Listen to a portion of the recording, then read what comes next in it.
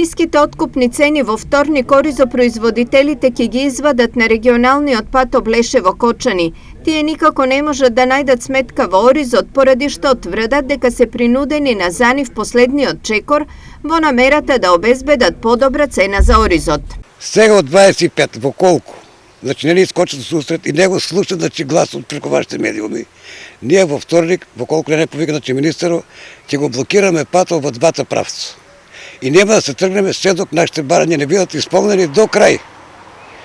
Други барања немаме. Субвенции тоа не ни интересира. Шолку субвенции ќе ми даде кога цената паја на 15 динари. Со 15 динара ние не можеме само да се поклопиме. На ваков чекор оризопроизводителите се одлучија откако новата жетва им тропа на врата, а стариот ориз им стои во амбарите. Ситуацијата е катастрофална. Не е точно дека е на четвртина. Јас сметам дека повеќе од половина оризот е неоткупен, во зависност од селото и површините кои што ги имаат во својот татар. Цената е катастрофално ниска, од 16-17 денари до 20 максимално, што не ги поклопува нити производствените трошоци. Сепак дали државата може воопшто да влијае на цената на оризот и оризовата арпа? Секогаш на тоа прашање владата одговара дека имаме планска економија и дека не може да влијат на цената. Меѓутоа, еве како што сме сведоци, поскапува и лебот и нафтата, се е поскапено на оризот пај.